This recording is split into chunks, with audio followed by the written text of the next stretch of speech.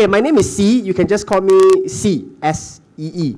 So for today, I just want to share with you a little bit about the company Clarivate Analytics, and then show you what has changed in the ISI Web of Science in recent years, because in the recent 1 or 2 years, there has been massive changes in the Web of Science.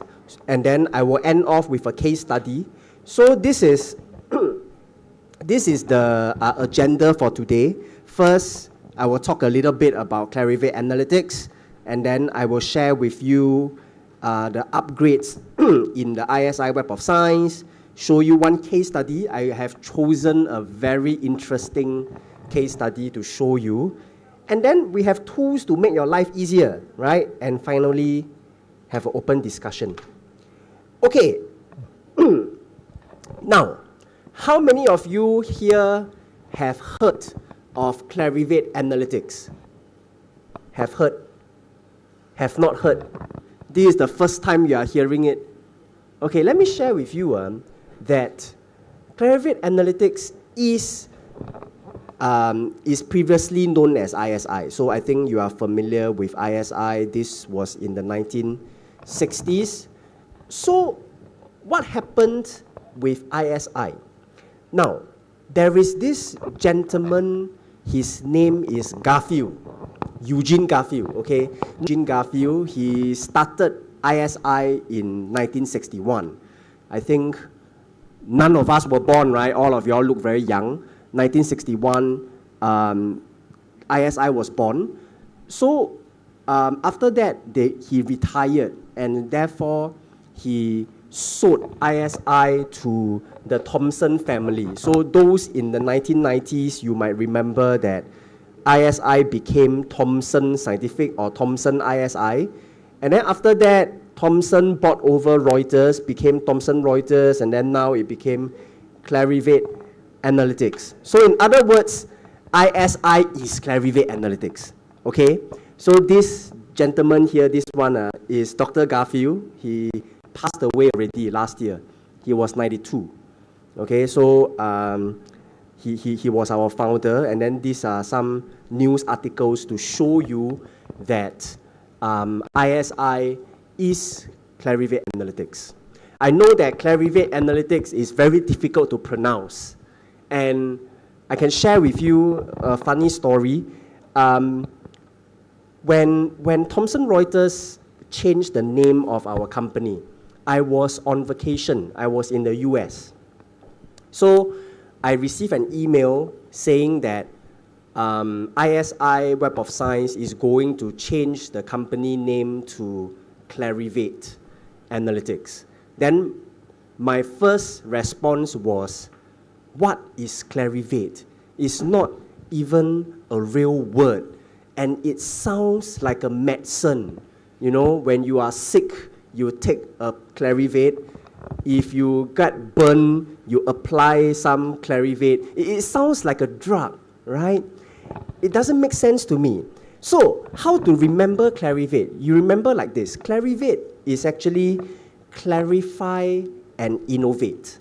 That's how the name came about. It's because our company, we help researchers like yourself to clarify your thoughts and to help you innovate better. So that's why it's called Clarivate, and that's how you remember it. Okay, so just to recap a little bit, the Web of Science is actually, I try to find a very nice picture of to represent the Web of Science. This is the best I can find. So the Web of Science is essentially taking millions and millions of scientific papers here on the left, and then we kind of put it into a citation database, and then the papers becomes linked to each other via their citations or via their references. So the Web of Science is a tool that is supposed to help you find things more easily. I will give you a case study later, like I promised you, right? So I will show you how the Web of Science can be used to better your research. So you might be familiar with this. So the idea behind the Web of Science is essentially that when a paper cites other papers, they are related in some way. So when paper A cites paper B, it must be because the author thinks that the references help in his or her work. So as a result of that, citation linkages gives you the ability to find related materials very quickly.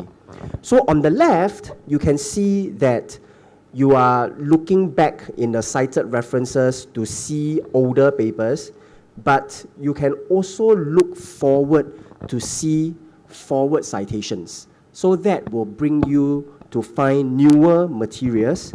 And finally, you have the related records, which actually show you papers that are related to each other because they share some common references. And I will give you examples of this later. So this is one of the very straightforward flow chart to show you how a researcher can potentially use the Web of Science. Now, how many of y'all here know chemistry? No? No chemists here, huh? Nobody does chemistry.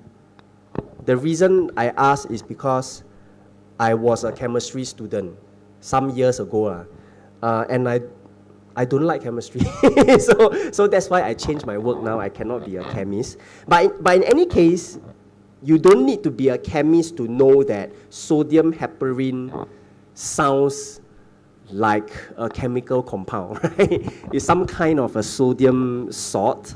So let's say I am a researcher and I try to find some information on this compound, sodium heparin. So I found this 1979 article that talks about sodium heparin.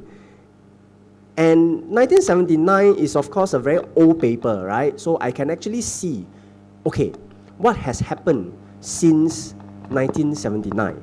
So I look through the citations, and I can see that there is a 1996 conference proceeding that cites the first paper, and the topic is about low molecular weight heparin. So you can imagine it's related, right? Because sodium heparin becomes some other heparin, so it's related, so that's quite obvious.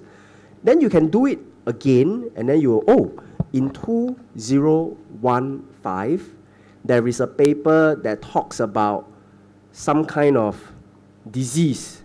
This one, I cannot pronounce, my pronunciation not very good. Also, in 2015, there is a paper that don't talk about heparin anymore. It's actually talking about a disease, okay? So this is where the citation linkages becomes very useful, because when you search for the word heparin or sodium heparin, you will not, or very unlikely for you to find the third paper. But the third paper is related to heparin. That is why using citation linkages is so powerful. And then, like I have shown you before, you can actually look through the cited references to see what are the references of the third paper to find many other related papers. And then finally, when you are ready to read the full text from for the paper, then you can go to the publisher, you can go to Google Scholar and different resources to find the full text. So this is to show you just very simply how a researcher can start with a chemical compound, and via the citations, you discover that this compound is related to a disease. right? So that is the power of citations. Now, how many of y'all here have used the Web of Science before? Must have, right? I hope some of y'all have used before. Nobody used before? You're shy. Okay, never mind. So I just want to show you some of the new things that is in the Web of Science. I will show you some of this later. So there is this function called Citation Report. On the left, I don't know whether you have used before, but on the left is the old Citation Report. On the right is the new one. So the new one shows you many more things. So this allows you to actually see and analyze the papers a lot better compared to the previous citation reports. So this is available already. So earlier this year, we also upgraded the analyze function. So the Web of Science has an analyze function. It allows you to analyze the results of your searches. And on the left is before the upgrade, so it looks like a box and nothing else.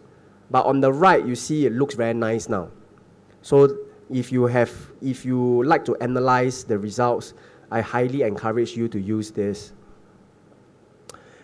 And then for those of you who like to save the records from the Web of Science, actually now we allow you to save 50,000 records, and you can export 5,000 records. So this is usually useful for the library because the librarians, they usually want to download the records and report to their director. So the 5K download is something that is useful. And then if you create kind of like search alerts and citation alerts, now you can be able to set the alert to be on a daily basis. Previously, it was just weekly, so now you can do daily. This is something that is pretty new in the Web of Science. So recently, in recent years, researchers have started not just publishing papers, they also start to publish data. So researchers, when they publish the paper, they will separately publish a set of the data. And then in the Web of Science, you can actually see which papers have what we call associated data. And then this allows the researchers not just able to see the paper, but also see the raw data that supports the paper. So some of the data would be things like survey data. Those in the social science, sometimes they do survey and report those results. Those can be part of the data. Some, they write software, they write codes and all this. Those working in computer science, those can be considered data as well. So in the Web of Science, you will be able to see the associated data in the search results. But of course, that requires you to have a separate subscription to what we call the Data Citation Index. So the Data Citation Index actually shows you which papers in the Web of Science have data. Okay, three colors on the screen. Who wants to make a guess? What is common among these three colors? Gold, green, bronze. Very funny, there's something common in these three colors.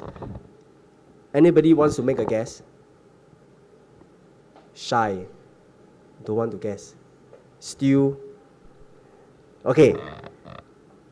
These three colors are associated with the open access movement. Okay? How many of you here are familiar with the idea of open access? Now, open access for most of you is just things that are free, right? Open access usually means it's free for the end user, but there are actually different types. There is the gold open access, green open access, and finally the bronze open access. So, what is all this green, gold, all this, right? So you might not understand this immediately. So I prepared this flow chart. Now, when somebody publishes a paper, you will submit the paper to a publisher, to one of the journal, and then as an author, you have different choices of what you want your paper to be. Now, on the left is what we call a traditional subscription journal, meaning to say, you as an author, if you publish in such a journal, nobody will be able to read your paper unless they pay for it, pay the publisher, right? That's on the left, traditional subscription. So traditional subscription, then you need to pay before you can read the paper. But there is also what we call the Go Open Access, which is essentially the author would pay the publisher to make the paper free. Okay, so here is what we call Go Open Access. The author, or usually the author or the university of the author would support this kind of fees. We call it the APC, Author Processing Charges. So that's Go Open Access. But there is also something called a hybrid model, the one in the middle. Now let me explain to you what is hybrid model. Okay, I can share with you what happened to me when I was a student some years ago.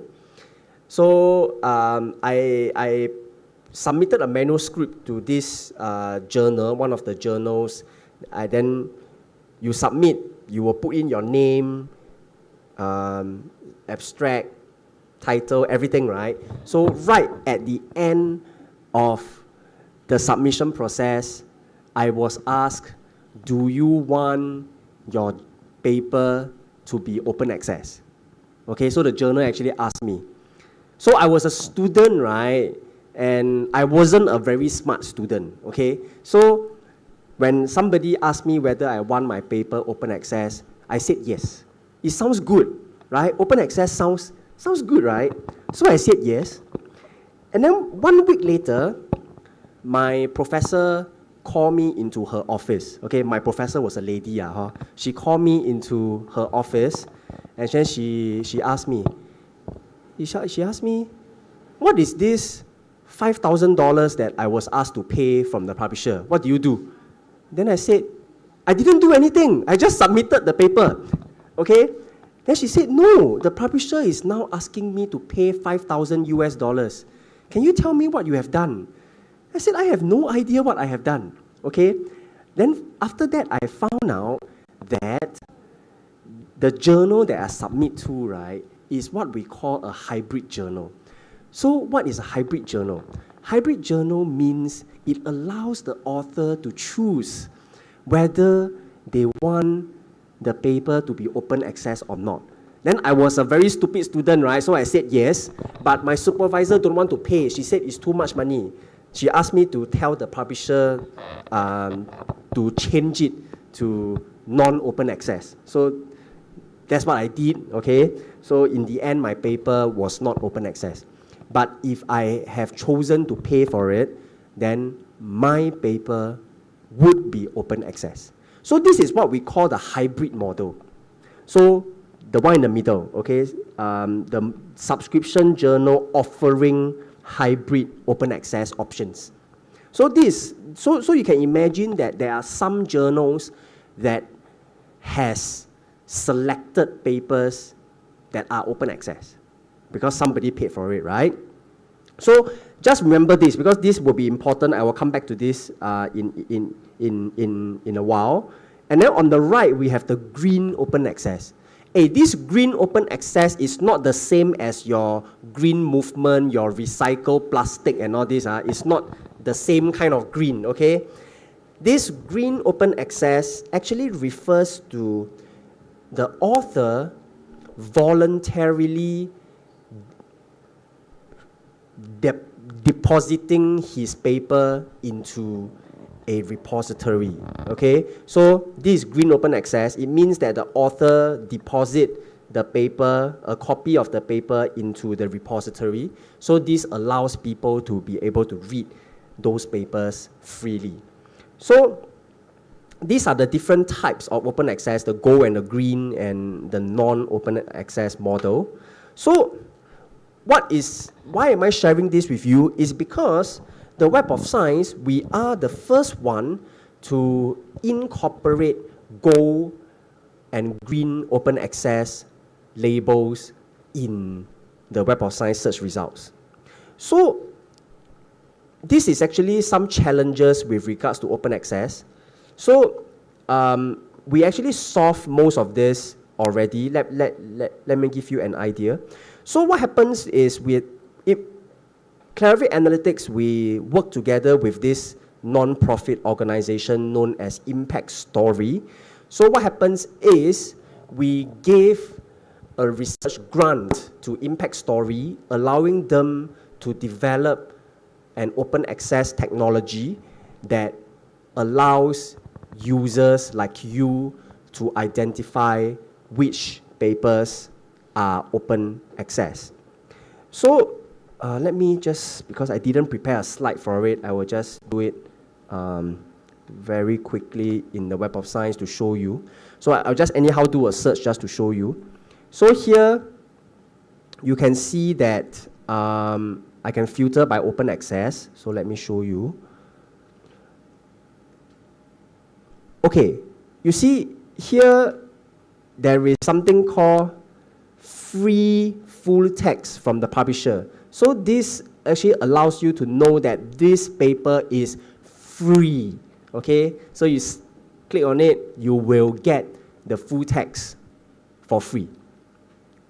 Okay, it's a free copy because it's open access. So it's actually something that the Web of Science is the first database that uses this technology to identify open access papers. So you can actually see that there are different flavors of the open access, right? Everything is all open access. You have gold, you have bronze, you have green open access. That is actually here. Let me show you very quickly.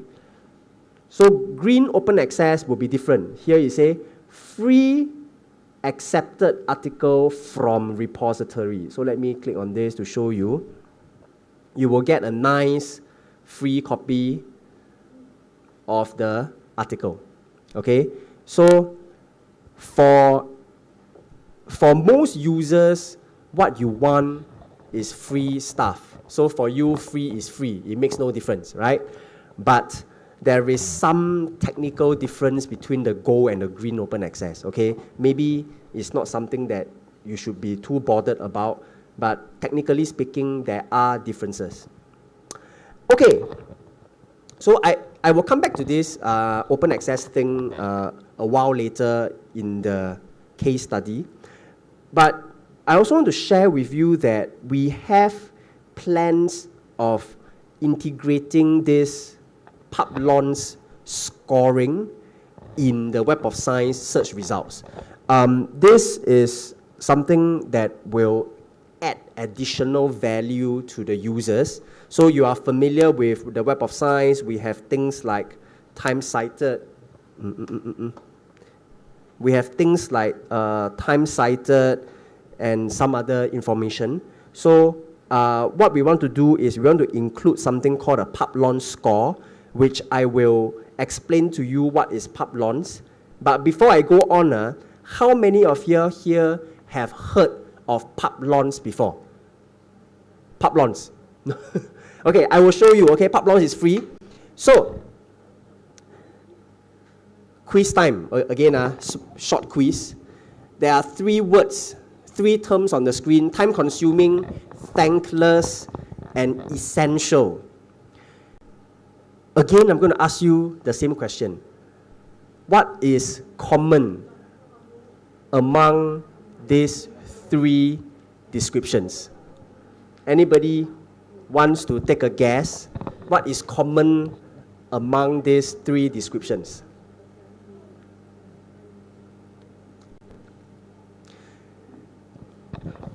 You know, there was a few months ago, I actually asked the same question to a different group. I say, what is time consuming, what is thankless, and what is essential. Then somebody was very funny. Dr. C, this sounds like your job. Then I said, no, this is not my job. Okay, my job is time consuming, yes, but it's not thankless, okay?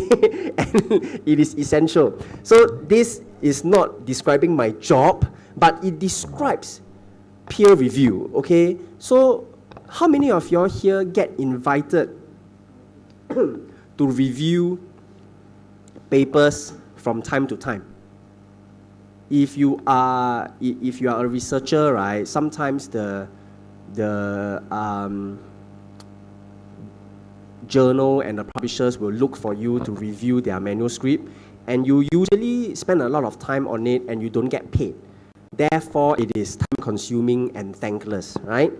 So, what is pub-launch? So, pub-launch is actually allowing researchers to have a free profile, free profile to showcase your peer review activities. Let me give you an example. Okay, now I can skip this, it's fine. So, peer review is very important because peer review represents a lot of work that is being done by researchers, okay?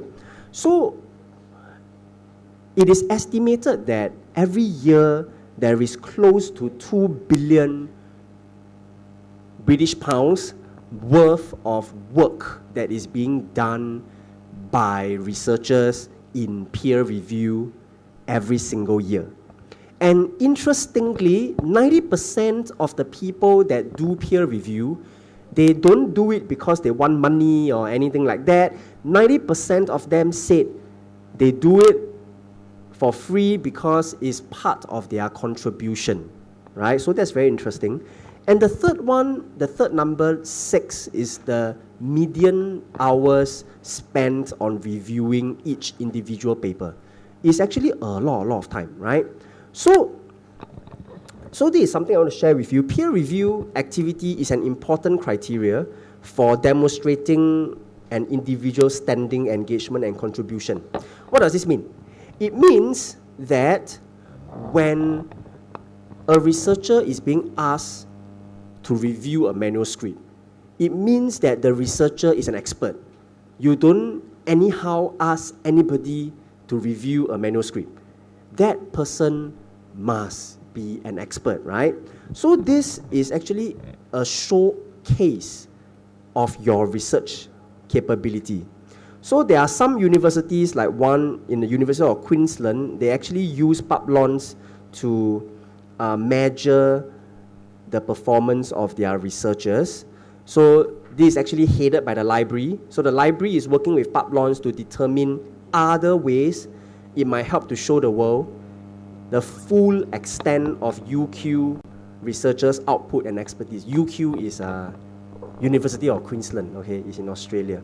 So what happens here is that the library is not just measuring research output, because most libraries measure research output, but here they also want to see what kind of review work is the researchers doing.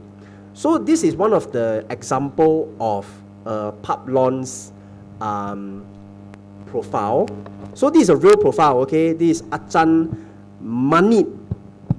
So Achan Manit, right, has some membership on the editorial board, right? So he serves on International Journal of Mental Health, right? And then he reviews a lot of journals also. So he reviews for BMJ Open and a few other journals. So if you have been doing review work for journals, then I highly encourage you to create a profile like this. It's free, but people can see what you have been doing, and people can see that, oh, this is an expert in a certain field, therefore he has so many achievements in editorial board membership and review. And then this is another example, right? This and another example, Achan GT. I'm very sure this is not his picture, okay? This picture must be of his children, right? But funny enough, he put these two beautiful children picture. But it's the same thing, right? You can showcase your activity as an editor, as a reviewer, right? This is for free, and I hope that you would create a profile and actually showcase some of this expertise that you have. Okay, now, I'm supposed to give you a break at 10:30, okay? And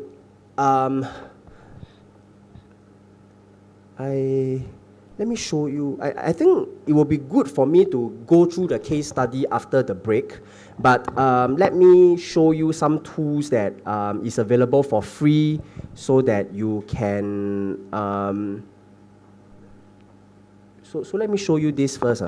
So we have the Google Chrome extension that you can install on the browser. This will allow you to be able to search the Web of Science a lot more easily. So let me show you this. You can go to what we call the Chrome Web Store. Okay, so in the Chrome Web Store, right, I just searched for it, right? So here you have this Chrome Web Store, and then you will come to this page whereby you can download a lot of all these interesting things for free. So for example, I know that in Thailand, you guys like to use a lot of Line. You can actually have a Line extension on your Google Chrome, right? And you can use Line on your computer. But what I want to show you now is this Web of Science extension that allows you to search very quickly. Let me show you. When you click Add on Chrome, just add. Obviously, this works on Google Chrome, okay? If you use Internet Explorer, then you cannot do this. And I hope that you don't use Internet Explorer, because really very few people use Internet Explorer these days. So once you have installed this on your Google Chrome, on the top right-hand corner, you will see this Clarivate logo. So when you click on this, there is a search box that will appear. So this allows you to do a search on the Web of Science directly here. Okay, so let's say in this case, I can just anyhow do a quick search. Then you will get into the Web of Science immediately like this. So what is the purpose of this? Why do we create this for you? This is because it allows people to very easily be able to search the Web of Science without having to log in, without having to go to the library website or a whole range of other websites. So this allows you to very, very quickly do a search and get into the Web of Science. So it makes it easy for people to enter the Web of Science. That's exactly what it is designed for. The other thing that it does is also, let me go to, let's say, go to a website. So for example, if you are reading on your on the web, so for example, you are just reading certain things, and then you kind of like discovered something interesting, maybe this one, then you want to do a search on the Web of Science. So what you can do is, you can actually highlight the words of whatever words you found on the web. You right click, there is an option for you to search the Web of Science. So let me show you. When you click this, then you will immediately go to the Web of Science. So what does this do? Okay, this allows you again to very easily do a search on the Web of Science when you are doing your daily net surfing activities. So whatever that you come across as you read on the web, you can actually do a quick search on the Web of Science by right-clicking and clicking Search Web of Science with the Google Chrome extension. So, this is something that is free. It works for Google Chrome. Okay, not me. I didn't do anything. Okay, so this actually helps you to be able to quickly and very readily get a set of search results on the Web of Science, okay, without having to log in, without having to visit any other website. So this is very popular. People love it. Now, another thing that I want to introduce to you, which is also free, is this one. The second one is called Caponio, okay? Let me install this first, and I will show you what does Caponio do. Now, Caponio is amazing. What does Caponio do? Caponio actually will bring you, I already got an account, so let me just log in.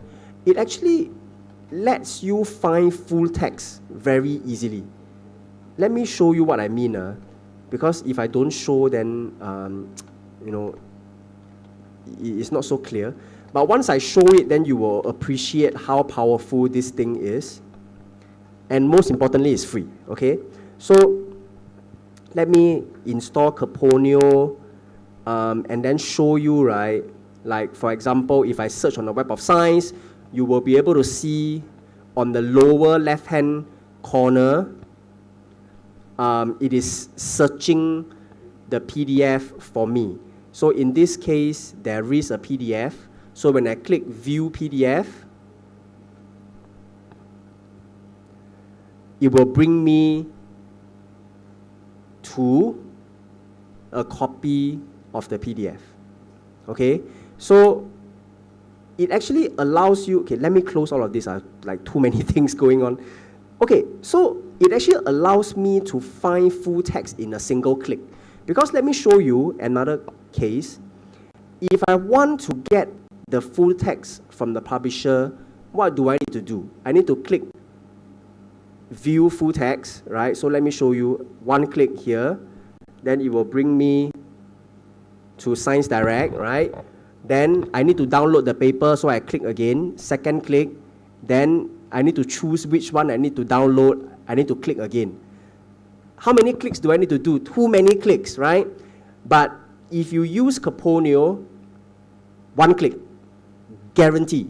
If there is a View PDF button, I will guarantee you that you get the PDF in a single click. Let me show you. One click, automatically you download the PDF. So this is the beauty of it, because researchers have told us that it's very difficult to find a full text. Click too many times. The library subscribe, they also need to click many times. Don't know where to find. So with Caponio, you get access to the full text in a single click. You only need to click once. Okay? So that is the power of Caponio. And Caponio doesn't just work for Web of Science. So for example, if you go to, let's say, other database such as Google Scholar, for example. So if you go to Google Scholar, so if you search Google Scholar, right, you will see that Caponio also works here. So if there is a View PDF here, that means once you click on this, you will get the PDF guaranteed. Okay? If you cannot, if it doesn't have, then doesn't have lah. Oh, too bad. So it's not magic. If there's no PDF you cannot get, means you cannot get. But if there is, then one click you will get the PDF. Okay? And this actually also allow you to share it with your colleagues and things like that. So Caponio is a technology solution that allows you to find full text in a single click, and then from there you can share the full text with other people. So this is from Clarivate Analytics. We bought this company over, I think a few months ago. So we are trying to introduce this to all users. It's free anyway, so you should use it. And you will find that getting full text is a lot easier compared to having to click and click and click so many times and not knowing whether you can still find the full text. Okay, so these are the kind of the two free tools that I wanted to show you, right? This is the first one, the Google Chrome extension is actually available since last year. And then go to the Chrome store to actually find it. And then this one is Caponio, right? Caponio works for both Google Chrome and Firefox. So this is actually one of the solutions that our users love because they tell us that, oh my God, this is so good. Just one click, I can find the full text. I am amazed, right? This is actually really pretty amazing. So these are the two free things that I want to show you. Free, really free one. No, you don't have to pay a single cent for it. So everything is kind of included. Okay, so because I have a case study that I wanted to show you, but this case study will actually take some time. I think I will probably need, I don't know, 30, 40 minutes to show you this case study, show you how the Web of Science help you to find materials on this topic. So before I actually go on, I was also informed that there is a tea break at 10:30. It's not 10:30 yet, it's 10:16. So there are a few things that I can do right now.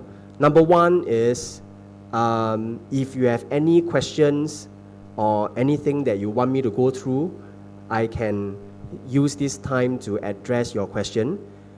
If not, then we can actually go for an earlier tea break. So instead of 10:30, we can have the tea break right now. So is there any questions so far? Any questions? Who likes Caponio? Anybody likes Caponio? Anybody going to share the Caponio with all your friends and say that I found this amazing technology that is free? Okay, never mind. So if there is no further question at this point, then I think it will be good for us to proceed with the tea break. Should be okay. Then I will proceed to talk about this to show you how to find materials related to this topic. Okay, so see you 10:35.